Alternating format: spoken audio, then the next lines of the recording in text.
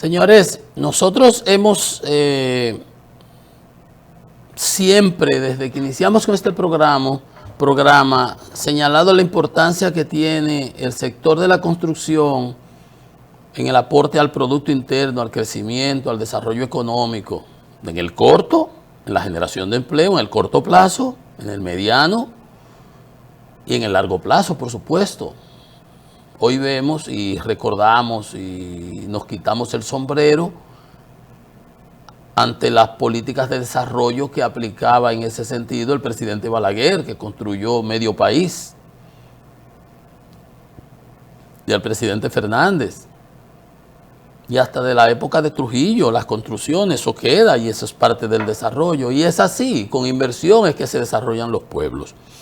Entonces, siempre hemos venido criticando la propensión que ha habido desde la administración del presidente Abinader en estos 5 años a perjudicar al gasto de capital, al gasto en inversión, en activos fijos, reposición de activos fijos, reparación, mantenimiento.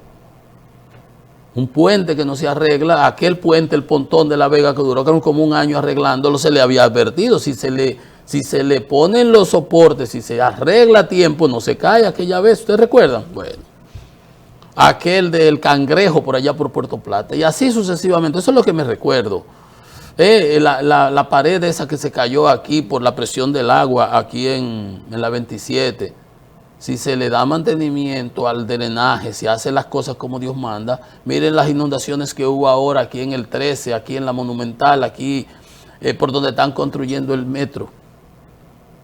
Pero yo vi el elevado, la gente mirándolo del elevado y las jipetas ahogadas ahí abajo. ¿A qué se debe eso? Bloquearon las salidas de desagüe aquí en la construcción del metro. Porque también es a lo loco.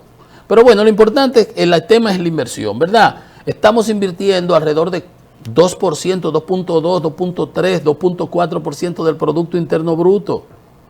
El gobierno, la construcción del gobierno. Y obviamente se siente y no hay obras.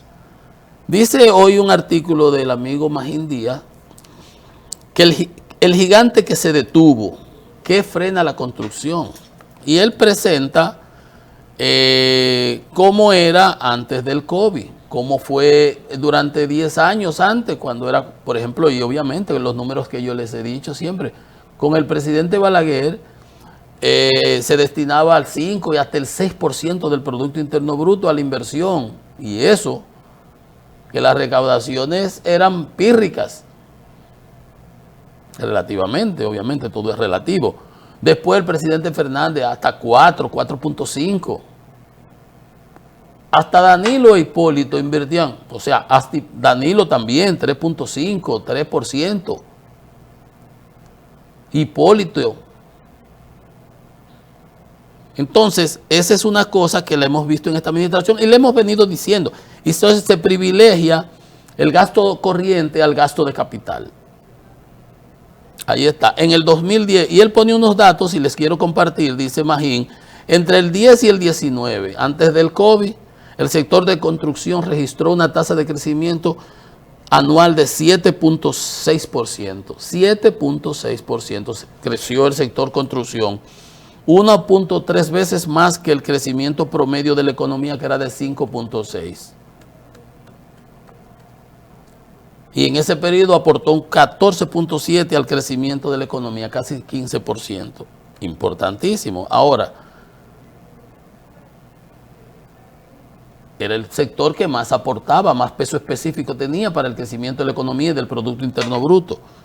Entonces, en el 20, durante el COVID cayó menos 9.7, entendible, todo se cayó, pero tuvo una recuperación ya en el 21 de 22.8, el efecto rebote que siempre discutían el presidente Fernández y Valdés Albizu, que vendía unas fantasías ahí queriéndonos reconocer que ciertamente era eso. Bueno, pero en estos años, del 22 al 24, que ya son de la administración del presidente Abinader, la economía tuvo un crecimiento promedio de 4.1. No 7, ¿verdad? No 5.6, que es el promedio, de 5, que es el potencial, sino 4.1 promedio durante ese periodo. Pero la construcción apenas creció 1.6. Fíjese que durante los años anteriores la construcción crecía más que el crecimiento de la economía, 1.3. Ahora quedó por más de la mitad, como por la mitad, menos de la mitad del crecimiento de la economía. O sea, ¿a qué se debe? Si las tasas de interés están altas, pero estuvieron altas durante el periodo 10-19. Y en el periodo, porque ahí hubo la crisis financiera de las subprimes y todo eso. O sea, entonces, no es por eso. ¿Cuántas facilidades de liquidez se han dado? ¿Cuántas cosas no se han dado, se han reducido para comprar vivienda y un sinnúmero de cosas? Entonces, el sector privado no ha sido el problema. La inversión pública ejecutada del 22 al 24 fue menor cada año en un 1.5% del Producto Interno Bruto. La ejecución ejecutada, la inversión ejecutada, la inversión pública ejecutada en el periodo 22-24, 2022-24, fue menor cada año en promedio en 1.5% del producto. O sea que en esos 2 años perdimos un 3% acumulado del Producto Interno Bruto en inversión, en gasto de capital. Este gobierno está invirtiendo 10,000 millones de pesos menos que lo que se invertía antes del COVID. Lo pongo en otras palabras. Este gobierno está invirtiendo 10,000 millones de pesos mensuales menos, 10,000 millones menos todos los meses que lo que invertían los otros gobiernos. Antes del COVID significan los otros gobiernos. Y él lo está comparando básicamente con el de Danilo, pero si lo compara con el de Leonel, de eso subía 15. En promedio puso él ahí. En el primer trimestre de este año, el sector de la construcción tuvo un crecimiento negativo de menos 1.2% interanual. La economía creció 2.7%. Entonces, esas son las cosas que el gobierno no ha podido enfrentar de manera adecuada. Las recaudaciones lograron un hito, 100 millones en un mes, 102 mil millones. Un crecimiento de 8.6. Dinero no le ha faltado al gobierno. 8.164 millones más que el año pasado para el mismo mes de abril. Las recaudaciones acumuladas fueron de 321 mil millones de pesos.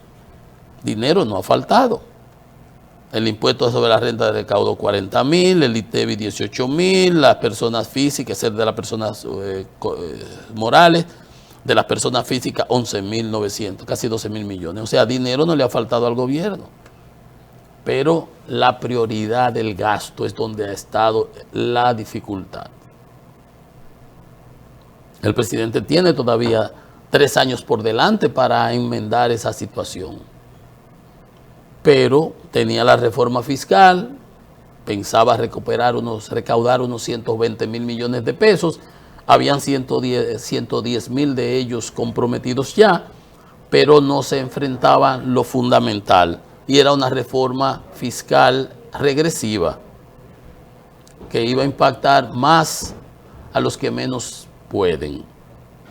Por eso significa regresiva. Si fuera progresiva, pagaran más los que más pueden, y los que menos pueden fueran más ligerito, menos cargados. Pero ese fue uno de los enfoques. No enfrentaba la informalidad, por otro lado, y tampoco la evasión.